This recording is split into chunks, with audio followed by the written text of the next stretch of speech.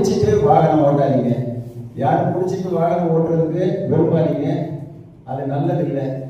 இது போக நிறைய இடங்கள்ல குடிச்சிட்டு வாகனம் ஓட்டி விபத்துகள் நடந்ததுக்கு காரணம் அந்த டிரைவரை கூப்பிட்டு விசாரிச்சா, நான் குடிச்சிட்டு ரெஸ்ட்ல இருந்தேன் சார், இன்னைக்கு எனக்கு டியூட்டி இல்லை சார், நான் ரெஸ்ட்ல இருந்தேன், திடீர்னு வந்து என்ன லாரி எடுத்துட்டு போக சொல்லிட்டாங்க, வேற வழியை எழுதி தான் போகணும்னு சொல்லிட்டாங்க, அதனால நான் வந்தேன் அப்படின்னு சொல்றான். அவன் அன்கண்ட்ரோல் ஆகி எங்கேயோ ஆக்சிடென்ட் பண்ணிடுறான்.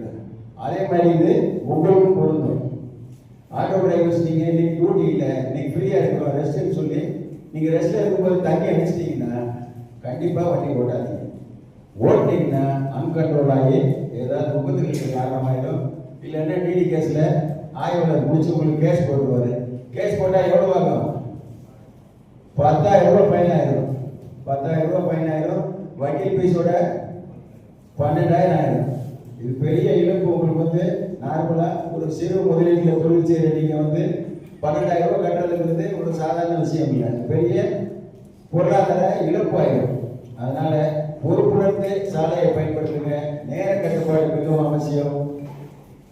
ரெண்டாவது, இந்த செல்போனு இயர்போன் யூஸ் பண்ணாதீங்க. தண்ணி அடிச்சுட்டு வாகனத்தில் ஓட்டாதீங்க. சீக்கிரம் வர சொல்லுங்க. 40லேருந்து 60 கிலோமீட்டர், ஆட்டோவில் இருந்தால் 30லேருந்து 50 கிலோமீட்டர், லாரியா இருந்தால் 45 கிலோமீட்டர், பஸ்ஸா இருந்தால் 50 கிலோமீட்டர், காரா இருந்தால் 65 கிலோமீட்டர். இது மாதிரி வேக வரையறை செய்யப்பட்டுள்ளது. அந்த வேக வரையறைக்குள்ள நீங்க போனீங்கன்னா அந்த வாகனம் உங்க கட்டுப்பாட்டுக்குள்ள போகும். நீங்க வேக வரையறைக்கு தாண்டி போனீங்கன்னா அந்த வாகனம் உங்க கட்டுப்பாட்டுக்கு வராது.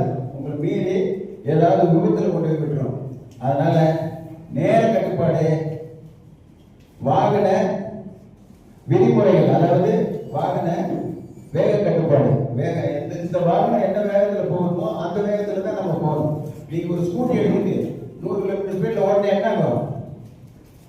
அன்கண்ட்ரோல் ஆகி எங்கேயோ போய் அடிச்சிடும். டேனிங் திருப்ப முடியாது, ஏதாவது ஒரு இடத்துல விபத்துல போய் முடிஞ்சிடும். ஆட்டோவும் அதே மாதிரி தான். ஆட்டோ 100 கிலோமீட்டர் ஸ்பீட்ல போனா உங்களால திருப்ப முடியுமா? பிரேக் அடிச்சா நிற்குமா? நிற்காது.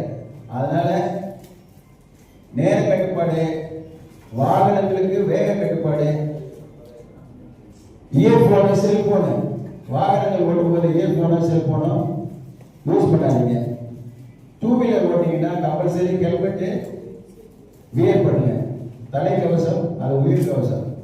இது எல்லாம் மீறி போய் விபத்துகள் நடந்தாங்கன்னா இந்த விபத்துகளை தாங்கிக் கொள்ற அளவுக்கு உங்க குடும்பத்துல யாருக்கும் ஜீரணிக்க முடியாத ஒரு பெரிய இழப்பாயிரும். அதனால குடும்பத்தை, உங்க குடும்பம், அப்பா அம்மாவை பாருங்க, அண்ணன் தம்பியை பாருங்க, உங்க குழந்தைகளை பாருங்க, அவங்க எதிர்காலங்களை பாருங்க. விபத்து ஏற்பட்டு